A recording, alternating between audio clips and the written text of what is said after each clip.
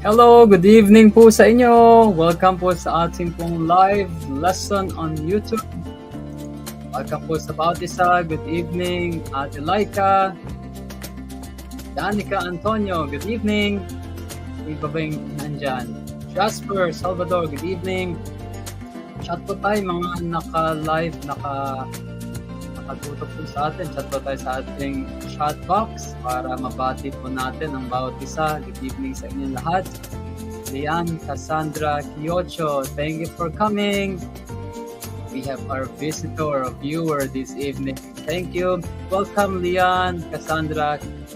I'm sorry kung ma-mispronounce ko yung word. Mga Kiocho. Welcome sa bawat isa. Let's just wait for maybe 1 minute and we will start our live lesson. Our live lesson for tonight is how to write an essay. Ito sa struggle ng mga students natin. Even simple paragraph is difficult para sa ating mga students. So right now, ating pag-aralan how to make a good essay, okay? A winning essay para sa inyong school requirements o saan nyo man gagamitin. So I hope this will be very helpful para po sa atin. Please invite your friends, okay? Maya-maya may laro tayo kaunti and then we will have prizes para sa ating pong mga winners. And at the end of this YouTube Live, we will have our surprise para sa ating mga viewers. And that's exciting. So I hope you'll stay with me hanggang matapos ang ating live. This will only be 30 to 45 minutes, depende kung interactive yung ating mga audience. So, good evening sa bawat isa, good evening sa inyo. And siguro, we have, it's already 8:32. Share po natin sa ating mga friends ang ating pong YouTube Live. Share natin yung link sa ating mga group chat, okay? For those who are interested to learn how to write a winning and effective essay. Alright, good evening. We have our viewers now. Sige, para makapagsimula natin, hindi maubos yung oras natin. Meron akong prepare na game, okay? So this is a grammar game and I hope you'll find it interesting. Medyo mag-iisip tayo but I hope this will be helpful para sa atin to analyze if the sentence is correct or it contains an error. Okay, so review po natin to. Let's have the add to stream. Okay. Alright, so we'll have mind exercise. Good evening, mali. I'm Sir 11 or Teacher 11. Okay, and we'll have our mind exercise. Sige, para may benefit yung mga nauna dito, you can have a chance to win, okay, in our game. So meron tayong identifying error na game. Okay, so uso to sa ating school, okay, may mga sentences na pinapakita sa atin and then we are going to identify the error in the sentence. Okay, so unanta para may manalo na. Okay, we have 5 sentences and let's start with the first one. Okay, so ating mga viewers live now, I check natin yung sentence. So everyone seemed very excited about the party. No error. Okay, everyone seemed very excited about the party. No error. Okay, ano po ang mali diyan sa sentence na? Kung meron bang mali o wala bang mali? Let's try to find out. Just chat the word na sa tingin nyo ay mali. Okay, good evening Daniela Antonio. Good evening. Yan, try po natin sagutin yan. Okay, madali lang yan. I'll give you ample time to answer. Okay, wala pong masamang mag-try.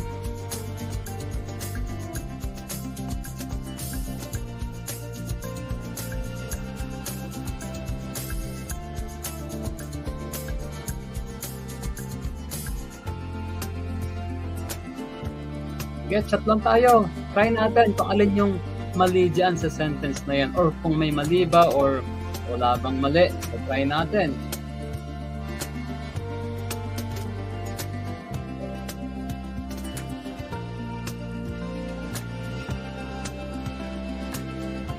Yan, si Ate Daniela, ang sagot niya ay seem.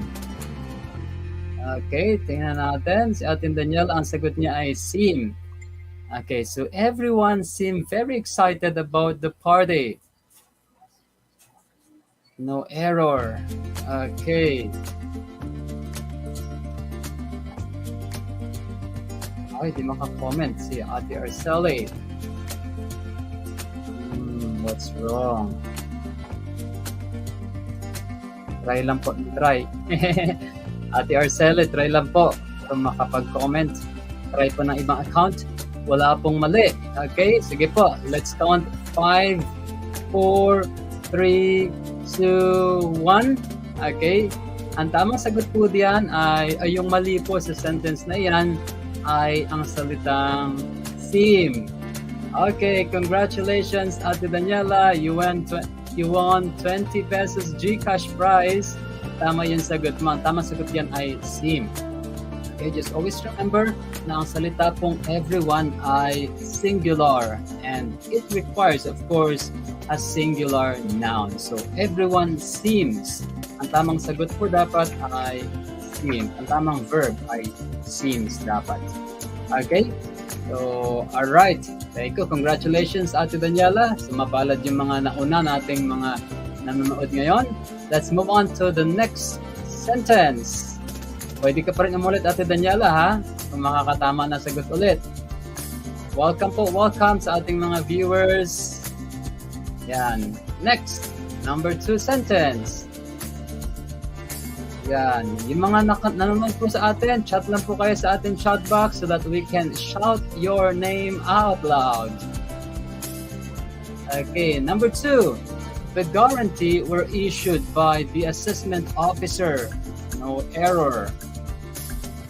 Again, number 2, the guarantee were issued by the assessment officer. No error.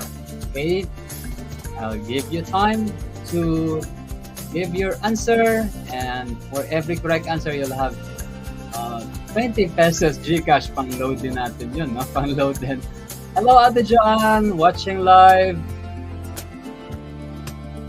Sa FB, wala tayong FB eh. Ano lang tayo, YouTube lang tayo. Welcome, Ate Joanne. Chat lang po tayo mga viewers po natin so that I can recognize your presence ngayong gabi. Naiksi lang po yung ating pong live. Kaya sulitin na po natin. So yung mga ano po, nanonood po sa atin, you can answer this question. Identify the error. The guarantee were issued by the assessment officer. No error. Okay, tingnan natin kung sino yung mga nauna. Okay. Alright. Hi, hello, Kuya Gabi. Good evening. Hello, Brother Garizalde Monar. Good evening. Hello po. Ayan, sige po. Ang tama pong sagot ay, ito, may English major to. Hello, Kuya Gab. Good evening. Salamat sa support. Ayan. So, ang tamang sagot po natin ay was. Okay, was. Guarantee were issued by the assessment officer, no error. Okay, hinahanap po natin yung word po dito na mali. Okay, yung hinahanap po nating mali. So, was po ay mali. Okay, ang dito po sa sentence na word, yung mali ang ilagay natin sa ating chat box. Hello, Ate Kim, good evening. Yung pinaka-words or phrases po dito sa ating sentence na mali, yun po yung ilagay natin sa ating chat box.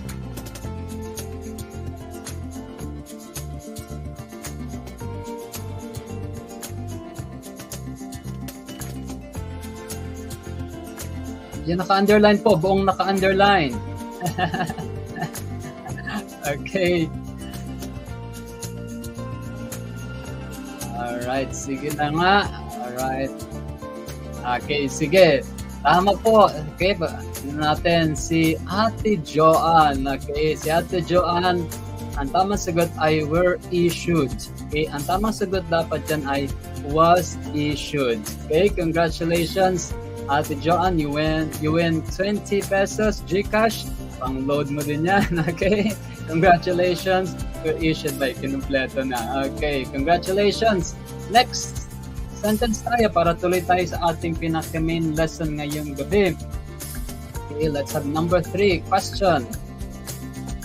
Yan, okay. My friend lent me her plaid shirt yesterday. Okay. Again, number 3, my friend lent me her plaid shirt yesterday. No error. Sige nga, tingnan natin.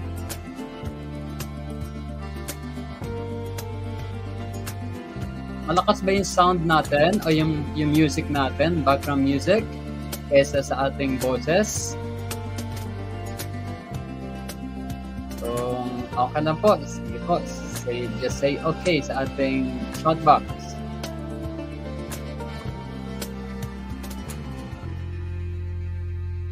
Okay, sige po. Pasok na po yung mga sagot. Nahirapan ba?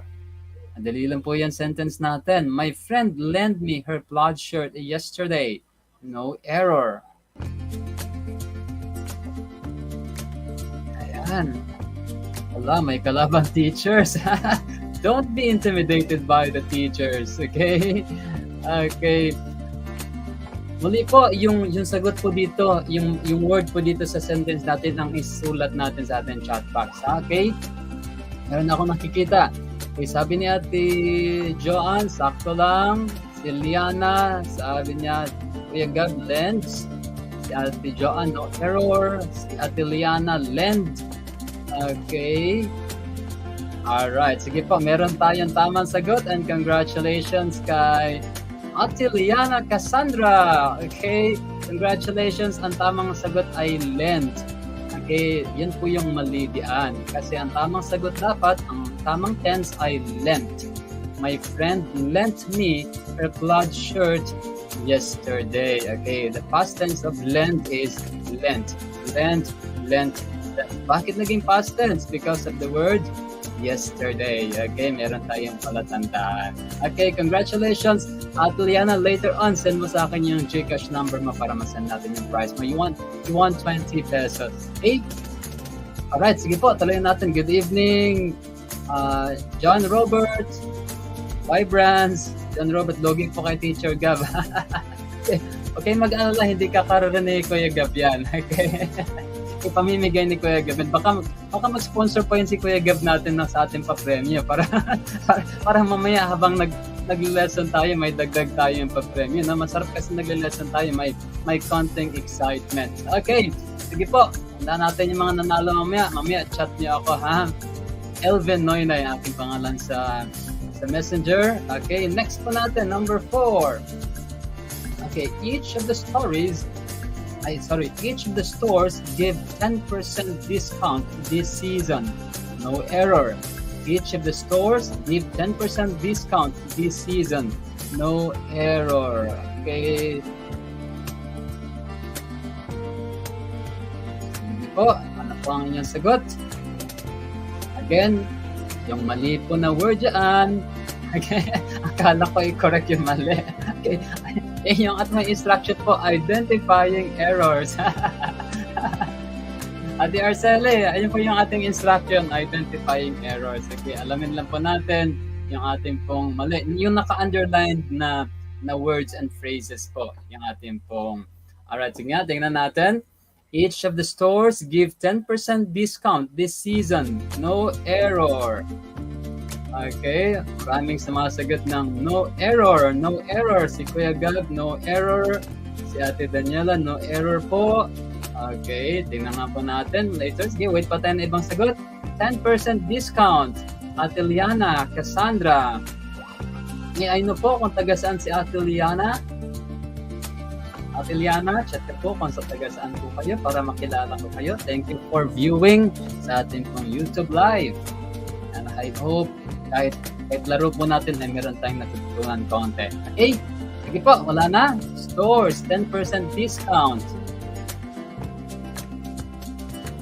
Okay, each of the stores.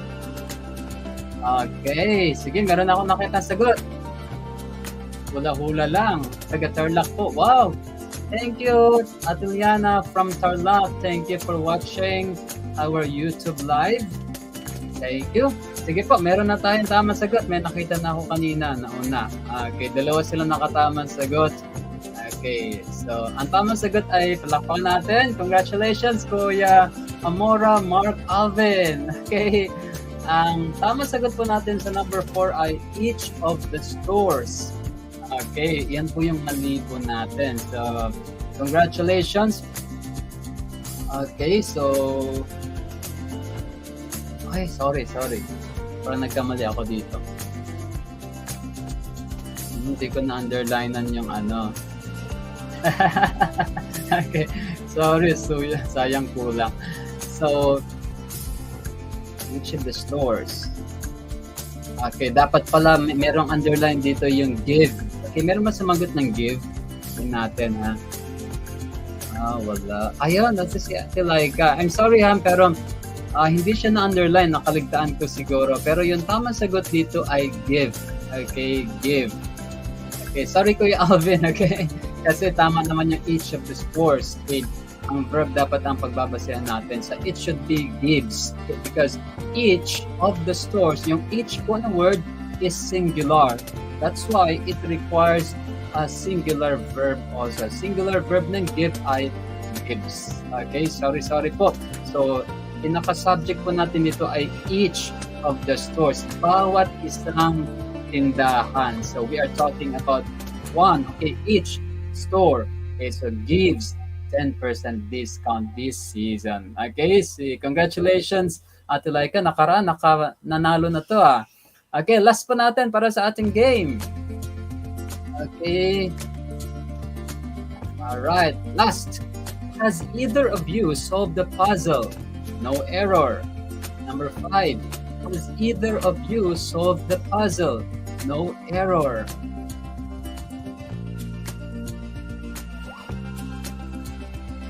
Paasa.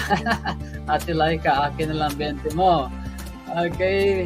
Share po natin yung live natin sa ating pong Facebook. Okay. Siguro maganda para mas exciting by the end ng ating live. Okay. Pipili tayo ng mga sharer natin sa kanilang YouTube, Facebook. Okay. Share po natin. Then screenshot yun later. And then para pipili ako ng magra-raffle tayo ng mga nag-share ng kanilang ng live natin sa kanilang Facebook.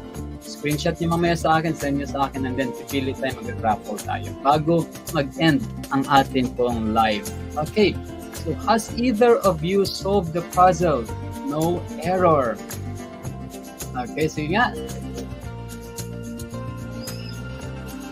Natin paasa, either. Kuya Alvin Amora, no error. Has Daniela, has either of you. Okay, meron na pong nanalo sa ating pong mga viewers. And congratulations. Ito, sure na to ha. Sure na. Okay. So, congratulations kay Kuya Alvin Amora. Wala pong mali dyan sa sentence po na yan because has is correct para po maging kapartner ng either of you solve the problem or the puzzle. Okay, so hindi po siya have, kundi has. Either of you solve the problem.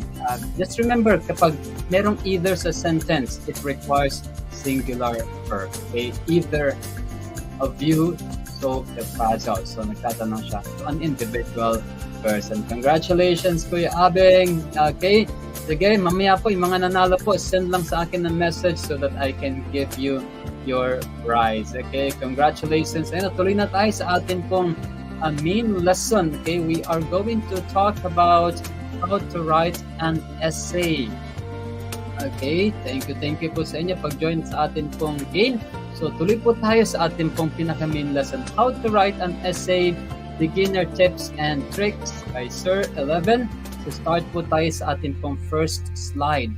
Okay, sa ating po mga students dyan, share po natin sa ating mga classmates, lalo na yung mga struggling, marami talagang students ang struggling when it comes to writing an essay. So this might be very helpful to the students. Okay, ito po ay basic lang na lesson, kaya I hope you can share this and then take a screenshot of your share, and later on, bago mag-end ng ating live, we will have a prize, magkakaroon ng raffle para sa ating mga sharer. Okay, so here are our key takeaways sa ating pong writing an essay. So here, okay, so I start with a question.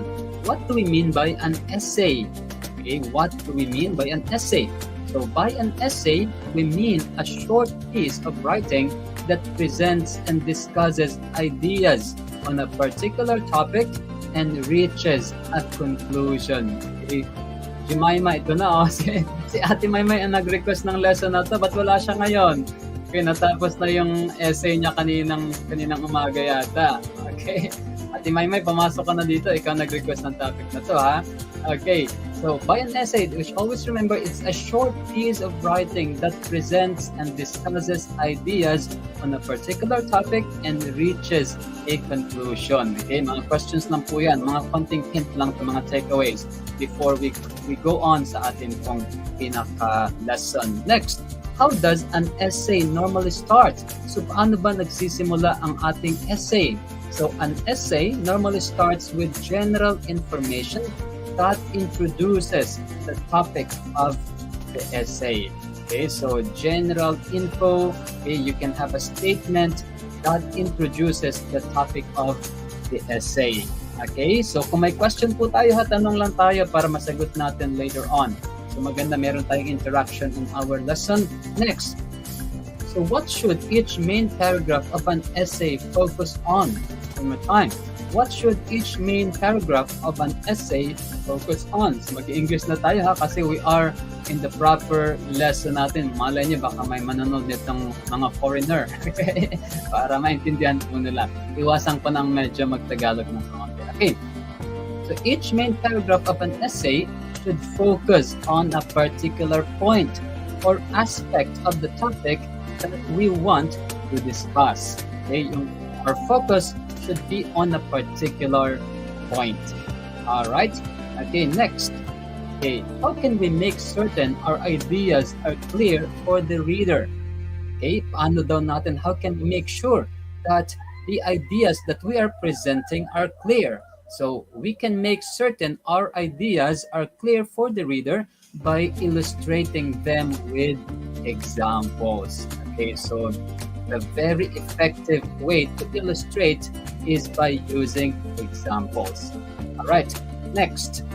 Andiyan pa ba kayo? Next, if we are making 2 points that are closely related, should we put them in the same paragraph? The answer is yes. Okay? If we're making 2 points that are closely related, we should put them in the same paragraph. Okay, so kapag halos related lang yung topic, halos magkadikit lang sila ng pinag-usapan, you can join them in one paragraph. Okay, next. So how does an essay normally end? Okay, an essay normally ends with our own personal conclusion on the topic. So nag-end po ang ating pong essay through our conclusion. Later on, we will discuss that further. Okay, next. Okay, so now we'll be talking about different types of essay. Mabilisan lang po ito kasi doon tayo sa paggawa mismo ng ating pong essay. So, para po sa paggawa ng essay, we should understand narrative, persuasive, descriptive, argumentative, and expository. Okay, I know that most of the students are aware of these words. So when we talk about narrative, it's like telling a story or writing out event. Okay, so narrative, narration. So you are telling a story. Okay, you are writing out event. Okay, don't forget narrative. Secondly, we have persuasive. So when we talk about persuasive essay, we are persuading our readers about our views. So we are trying to convince them to believe with what we believe, okay, with our views about the topic. Mind you, there are a lot of topics that we can discuss. And the main purpose of writing an essay, okay, another purpose of writing an essay is to persuade people to believe what we believe is true. All right? So the third one is we have descriptive.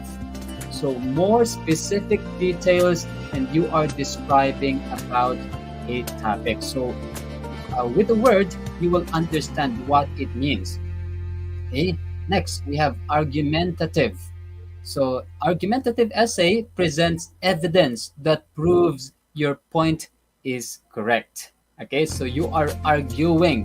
Okay, for example, there is a topic, you have read an essay or a topic, okay, and then you want to contradict with this. You want to prove that this point is wrong, so you can make an argumentative essay answering, okay, in answer to the essay that you have read. Okay, so argumentative. Hindi po nakikipag-awihan, you are just presenting your evidence to prove that your point is correct. Alright, next we have the expository. So complete a specific process, step-by-step guide. Siguro ito yung parang pinakamadali, no, sa lahat ng essay. Ito po ay hindi po ito pinaka-kumpleto. Kinuha ko lang po yung pinaka-mahalaga at lagi pong ginagamit. So expository essay, it is a complete and specific process, step-by-step guide. For example, you want to write something about the process of creating or baking a cake. Okay, so mahilig kang mag-bake ng cake, so you can use the expository essay. Pwede pala yun, no? Step-by-step, guys. Alright, so I hope that is clear. So later, kapag may tanong tayo, please just interact with me. Just send chat sa atin pong chat box so that I know that you are still there. And kung meron tayong mga question, just send it here para po masagot natin later before we end our live lesson. Okay, next. Okay, so essay writing follows a specific structure. And for the most part, in academic or college essays, the 5-paragraph essay is generally accepted structure you'll be expected to use. Okay, so let us always remember that the accepted or mostly accepted academic or college essays ay yung 5-paragraph. Okay, yung introduction, and then 3 parts ng body, and then the last part is the conclusion. So that is the ideal, and that's mostly used sa academic writing, especially ng students from college and high school. Okay, so later magtatanong tayo ha.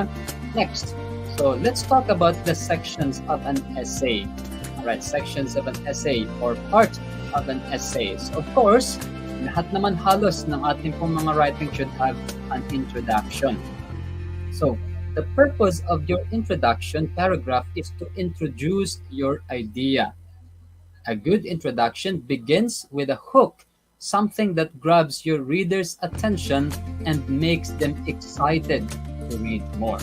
Okay, so sa ating pong pag-introduce ng ating pong topic, sa first paragraph natin, dapat doon pa lamang sa first paragraph, makuha na natin yung attention ng ating reader. Okay? Because our reader are not obliged to read. Okay? Maliban sa teacher natin. Pero no one is obliged na basahin yung essay natin. So dapat, habang pagbasa pa lang nila ng first line, second line ng sentence natin, ng essay natin, they should be excited, and that catches their attention. So meron tayong salitang hook. Meron dapat tayong pang-hook sa ating mga reader. Okay, so next, another key tenet of an introduction is a thesis statement, which usually comes towards the end of the introduction itself. So before you end your first paragraph, your introduction, you should have a thesis statement. Okay, that will be your main topic of your essay. Okay, so later I will be giving a sample sentence later sa ating pagkatapos itong introduction. So always remember that you should have your thesis statement. Parang ito yung magiging title natin, ito yung magiging paksa natin, at ito yung i-discuss natin as we go along our body. Okay, so your thesis statement should be a phrase that explain your argument, position, or central idea that you plan to develop throughout the essay. Okay, so tanda natin yung term na thesis statement. It's a one sentence that gives the main idea or topic that you are going to discuss in the next paragraph. Okay, parang Parang, for example, di ba sa preaching, lagi tayo nakikinig ng preaching. Pag tayo nakikinig ng preaching, pansinin niyo po yung mga preachers natin. They do not start with number 1 point. Okay? They do not start with second point. They start with an introduction. Okay? Later, meron ako mga sinulat dyan kung paano pwedeng magsimula para yung introduction natin ay interesting. Okay? Sige po, meron bang mga tanong? Wala? Send lang kayo. Hello, mag-send nga po ng hi dyan. Baka nakatulog na yung mga estudyante ko. Yan. Patay na yung chat box natin. Okay? Say hi lang, say hi para alam ko nandyan pa kayo. Okay, tuloy natin. Ayan, so here are some things that we can include in our introduction. Okay? Hi po. Ayan, nandyan pa. May tatlo pang nag-hi. Alright, thank you so much for staying with me. So here is our ways to introduce our main topic. So pwede po sa first line pa lang ng ating essay, we can use humorous statements. Okay, di ba? Minsan yung pastor pag nag-start ng kanyang message, pwede siyang mag-start ng isang story, nakakatawang istorya. Okay? At kapag yun ay naging effective, that can touch the attention of your reader. So, di ba pag nagkukwento tayo, okay? Pag nagkukwento tayo minsan, nagsisimula tayo minsan sa joke or sa humorous statements. Okay? Next, you can use statistics. As teacher, paano ba ako magsisimula sa aking ito kasi pinakamahirap yung pagsisimula ng iyong essay. So, of course, you can also use statistics. Okay? Pwede kang mag-present ng data. Okay? For example, if you wanna talk about mga dropouts sa school ngayon during this time, during the time ng pandemic. So, you can say survey says that 20 or 10% of the students have dropped out, okay, in last year. So you can present data. So that will catch the attention of your reader. Okay. Next, number 3, using anecdotes. Okay, when we say anecdotes, true to life stories. Okay, stories po na pwede nating kapulutan ng aral. Okay, and then using quotes. Isa po sa usual na ginagamit ng sumusulat ng essay ay pagbibigay po ng quotation in the beginning or at the beginning of their sentence or their essay. So using quotations. Next, daming. Kaya hindi tayo mahirapan eh. I-review lang natin to. You can start your introduction with this kind of stuff. Okay? Using vivid imagery. Pwede kang mag-describe ng isang bagay na hindi agad halata kung ano yung tinutukoy mo. And that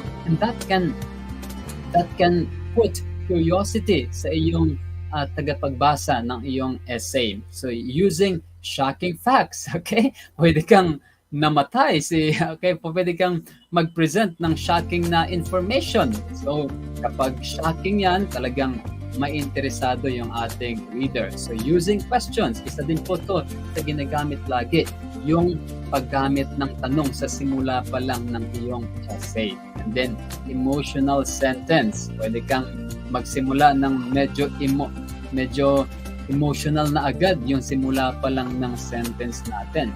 So those are the ways which we can start our essay. Okay, sa introduction pa lamang po tayo. Alright, sige po nga, magtanong tayo. How many of you here who wrote an essay? And which of these 8 things na diniscuss natin ang madalas natin ginagamit kapag nag-essay tayo? Sige nga, let me hear from you. How do you start with your introduction? Do you use shocking facts? Do you use questions? Do you use emotional sentence? Or do you use humorous statements or using statistics? Sige nga, chat po tayo so that I may know kung ano yung usual na ginagamit natin.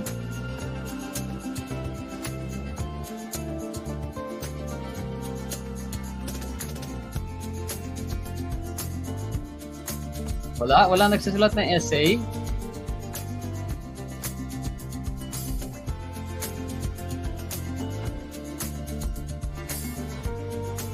Yeah, humorous statement. Wow, si Ate Liana, very active. Humorous statement. Okay, so maganda po yan. Sige, meron tayong dalawang introduction dito. Alamin nyo kung anong klase yung ginamit niya to introduce his topic. Quotations, anecdotes, statistics, si Ate Danica. Alright, quotations si Kuya Jim. Oy, sige, tingnan natin tong sentence na tayo. So, what is the best age to get married? Marriage is a very important thing. Not many people are aware of this, but the right age to get married can greatly impact your life. It is one decision that can change your life forever, so it should be well thought out. Okay, tingnan po natin. What do you think is being used in this introduction? Nga?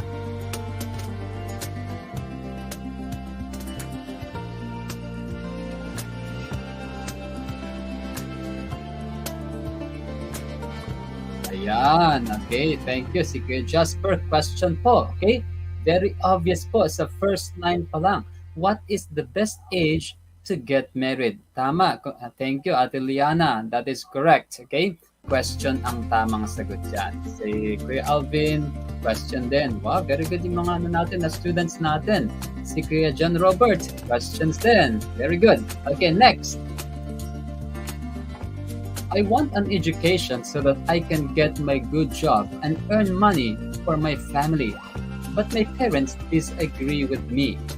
They say that it is unnecessary for the woman in the family to have an education. It is also not a priority for them. Okay, let me see. Can you analyze the statements? Okay, what is being employed here? Was that a question, a quotation, a statistic, humorous statement, imagery? What do you think?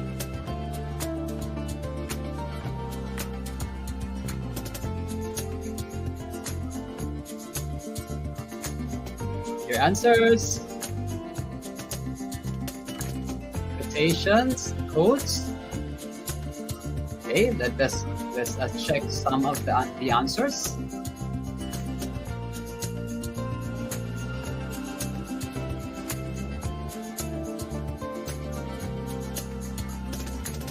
Check natin. I want an education so that I can get a good job and earn money for my family.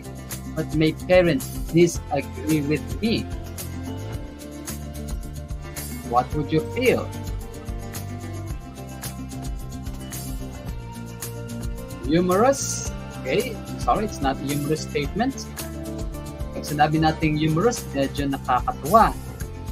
Okay, that allows them to laugh, okay, or smile. So that's a humorous statement. Yung last natin, kung natandaan niyo pa. Kapag kayo nagsulat nito, okay, if you are going to write this kind of introduction, what do you feel? Are you happy with this kind of statement? Imagery, almost there. Yung pinaka-last natin, ang tamang sagot dyan ay an emotional statement. Okay? Emotional statement. Gustong-gusto niya mag-aral. Okay? Wow, is that shocking? Okay? It's emotional. It's emotional statement. Gustong-gusto niya mag-aral pero her parents disagree with him or her. So it's disappointment. So it is an emotional statement. Okay, so anecdote, shocking facts. I'm sorry, but it's not the correct answer. The correct answer there is emotional statement. Okay, so thank you for that. Thank you for trying your best. Okay, next, tuloy tayo sa ating body. So the body paragraphs are where you develop your ideas and bring up all the points related to your main topic. So ito yung medyo mahirap na yung body natin. Kasi you are going to create at least three paragraphs to discuss your topic. So here are the things that we need to understand. In general, you're meant to have 3 body paragraphs or sections, and each one should bring up a different point. Think of it as bringing up evidence. So, sa mga young people natin na gumagawa ng dito, preaching, okay, parang gumagawa na rin kayo ng essay niyan, di ba? Usually, we have 3 points. Okay, yung 3 points na yon supports our main topic. At yung 3 points na yon ay medyo connected sila sa isa't isa. Okay, kaya pansinin yung mga preaching ng pastor natin, yung preaching ng ating mga preachers. The point answers the question or supports the main topic na in-state natin sa ating introduction, especially yung thesis statement natin. So yung title natin is supported by our points.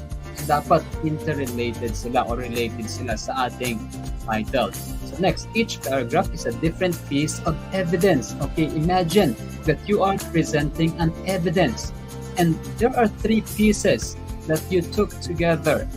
It backs up your main point. Ito yung sinasabi ko kanina. Your thesis statement really well. Diba? If you are, may inaakusahan kang tao, okay, and then you are going to present 3 evidences. Okay, so paano mo yun i-present? Okay, something like that. So they are support to your accuses or yung accuse mo. Bawa, inakusan mo isang tao na nagnakaw sa'yo. So magpipresent ka ng 3 ebidensya ngayon. Okay, so doon mo i-discuss sa iyong body. Alright, so parang tanda niyo lang, parang gumagawa lang kayo ng preaching niyan. Okay, so that being said, you still want each body paragraph to be tied together in some way so that essay flows.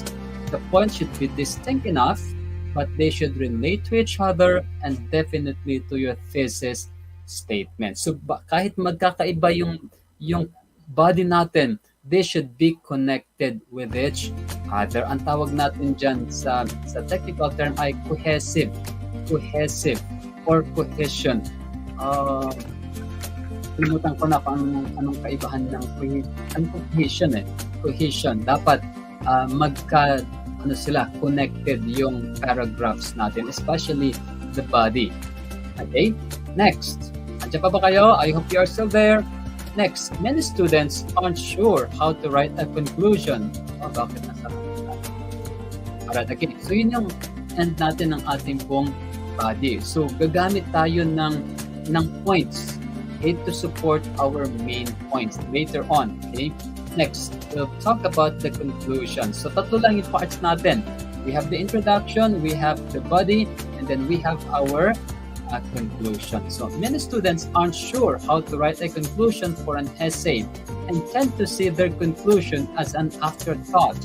But this section is just as important as the rest of your work. Okay, tingnan natin. So you shouldn't be presenting any new ideas in your conclusion. So ito po tatandaan natin. Kapag nasa conclusion part na tayo, you are not going to present any ideas anymore. Okay? Kasi medyo kahaba pa yung essay natin. So what you are going to do is you should summarize your main points and show how they back up your thesis statement. As I said a while ago, yung mga gumagawa ng messages, sermon sa church, sa pangangaral, sa Bible study natin, you can end your message with a conclusion. Okay, meron tayong conclusion, sinasummarize natin, ng ulit natin yung purpose natin at gumagawa tayo ng generalization or conclusion at the end. Okay, so they back up your thesis statement. Okay, next. Okay, essentially, the conclusion is similar in structure and content to the introduction, but instead of introducing your essay, it should be wrapping up the main thoughts in presenting them to the reader as a singular closed argument. Okay, so wrap up. Always remember, you are wrapping up your topic sa pagdating sa ating conclusion. Next, so ito po, we have a sample conclusion here. Basahin ko sa inyo. It's clear that sexual education is completely vital to the public school curriculum. Not only does this lead to a better understanding of human development and human sexuality, But awareness and sex education are also reduce the rates of teen pregnancy. Studies have shown that comprehensive sexual education increases the age of when teens have sex for the first time. Okay, so this is a sample conclusion. So these things are discussed in the body. At dito sa conclusion ay parang ni-recap niya, and then it ends with this statement. Studies have shown that comprehensive sexual education increases the age of when teens have sex for the first time. Okay, so parang yun yung pinaka-conclusion niya, yung last na statement na yan. Okay, so that's an example of a conclusion. Meron pa yata akong isa dito. Okay, ito pa. So women have outnumbered men on the payroll in non-farm jobs since 2010.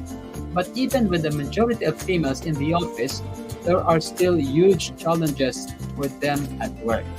One of the biggest issues, which has been widely covered and debated on, is the fact that women still earn less of a wage for the same job as their male counterparts. So now that women are the breadwinners of many families, there is a stunting economic growth and opportunity for their children. Okay, so parang pinag-usapan dito is about women na parang hindi pa rin equal sa kalalakihan. Wala pa rin silang equal opportunity compared to their counterpart, yung mga kalalakihan. So, nakita po natin ang ganda ng kanila pong conclusion. Pero sa pagbang high school tsaka college, high school, especially high school, hindi naman sobrang napakalalim ng mga words na ginagamit natin. Okay, so nasa level din natin. Okay, pero sa college, medyo advanced na yung mga words na ginagamit natin. Okay, so next. Alright, so ito na po tayo sa ating, kunti na lang to, siguro 7 pages na lang. So, steps to writing an essay. Okay, so para sa mga students natin, understand your assignment. Okay, what do we mean by understand your assignment? Of course, ang essay, hindi naman pinapagawa sa atin on the spot. Di ba? Mostly, hindi siya on the spot. Okay, ginagawa ng teacher natin, pinapauwi, at doon pinapagawa sa atin sa bahay. But nakakalungkot lang minsan, copy-paste lang tayo, okay? Copy-paste, okay? Pero ito po maganda magitulong sa atin. As students, it's very important that you understand your assignment. Patungkol ba saan yung assignment natin? For example, your teacher introduces a topic. Okay? A topic, a certain topic, a current event, a current topic that you need to write an essay with. So you understand, how are you going to present your assignment? Are you going to write an expository, narrative, okay, ano pa ba? Descriptive, persuasive. So alamin natin anong klaseng essay ang gagawin natin. Okay, so that will give you an idea sa pagsisimula natin ng ating essay. Okay, next, number 2, research your topic. Okay, as students, okay, especially high school and college, hindi pa ganun ka-broad yung ating knowledge on a certain topic. So hindi pa tayo ganun kamaalam sa maraming mga paksa sa ating paligid. So it's very important para po may laman tayo. Kapag nagsulat tayo ng ating essay, dapat nagre-research tayo in advance before we write our essay. So it's important we read so that meron tayong maipasok sa mind natin. Kapag merong laman yan, meron tayong mailalabas. Okay, so research your topic. Next, create a thesis. Okay, so mag-isip ka na ngayon ng sentence. Ano ba yung ipupunto mo sa yung topic? Kasi pag sinabi nating politics, napaka-broad yan. Pag sinabi nating climate change, napaka-broad ng climate change.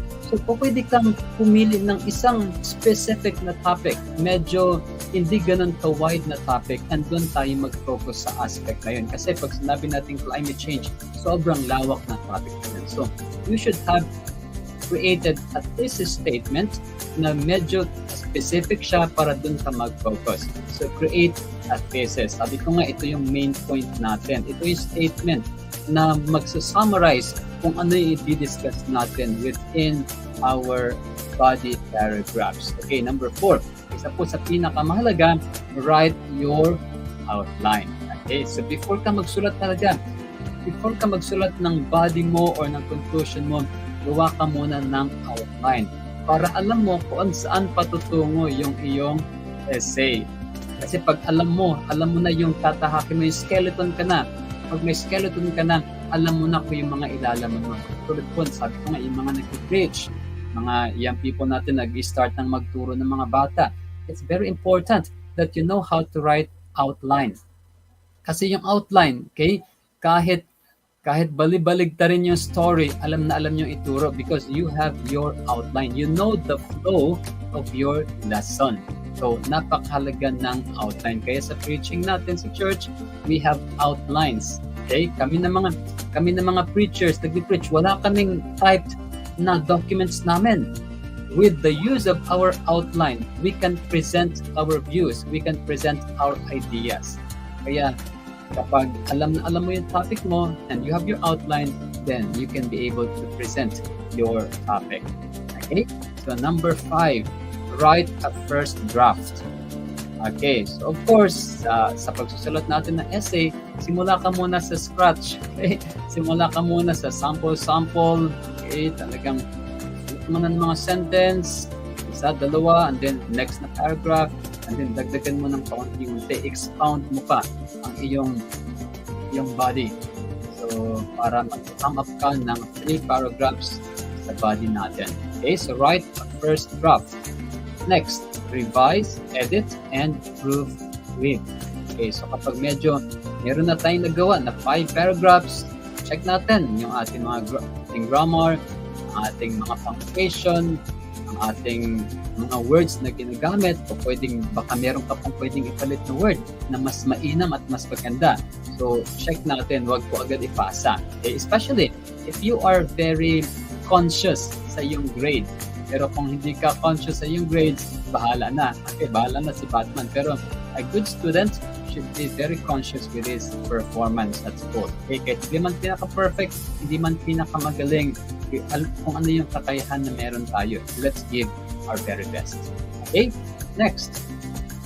Okay, so add the finishing touches. So ito po yung last na slide natin. Add the finishing touches. So kanina, sabi ko, pag meron ka ng final draft, check mo na yung indentation mo, especially kung typewritten yan, yung indentation, mga punctuation marks, yung mga quotations na ginamit mo, baka pwedeng i-state mo yung author na nagsabi ng quotations na yun. So, yun yun, you add the finishing touch. Ibig sabihin, you finalize your essay now. Okay? So, yan po ang ating steps. Okay, do you have any questions? Yan, bago tayo matapos, 8:30, we will end our live. Okay? We will end our live. So, baka meron tayong mga tanong para masagot natin. Baka ano pa yung part ng essay ang medyo nahihirapan tayo. Thank you for staying with me, our viewers. Wala tayong tanong? Sana malinaw yun, ha? Pag nag-anong kayo ng essay, pinapagawa kayo ng essay ng teacher nyo, review nyo lang itong live natin. I know na hindi lahat ay mag-grasp nyo. Okay? So, ano nyo lang, pwede nyo i-review to para makagawa kayo ng essay. So, kasi ma-encounter nyo talaga yan. Okay? Lalo na yung mga college students, gagawa kayo ng essay from time to time. So, better be aware of this things na pinag-aralan natin. Wala ba? Hello, mag-hi muna sa ating mga viewers, na natira natin mga viewers. Walang tanong?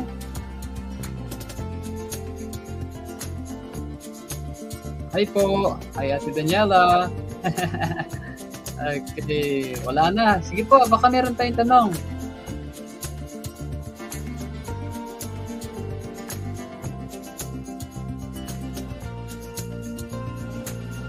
Halos sakto lang tayo sa oras na sabi ko 9:30 is enough. Napakaba na ng 1 hour. Hi po, thanks for sharing your knowledge po. Malaging po for our students live. Hi, nice to hear that, Ate Liana, Cassandra, and I hope to see you again next Friday. Every Friday po yung ating live. ating live. So I hope this is very helpful sa iyo. And if you have any questions, you can send it in our comment section, or you can send me a private message. Okay, so that may question tayo about English. Okay, I'm a graduate of Bachelor of Secondary Education major in English. So I can help you a little. Okay. Thank you for viewing, Ate Liana. Thank you so much. Don't forget to send a message para ma-sendan kita ng yung prize kanina sa ating question na nasagot. Okay, kung wala na po, thank you so much sa ating pong viewers. Sana ay next Friday makasama ulit tayo. Again, 8:30 tayo every Friday, especially sa mga high school and college students. Okay, kasi hindi talaga tayo makapag-face-to-face pa na because medyo busy. So, ito na lang ginagawa natin so that marami rin na pwedeng makapanood who are having trouble with creating an essay. Okay, so thank you for watching. Salamat sa inyo, Ate Daniela. Sino ba yung natira? We have 8 viewers. Alright, ito po yung last challenge natin. No? If you share this video on your Facebook, please send me a screenshot.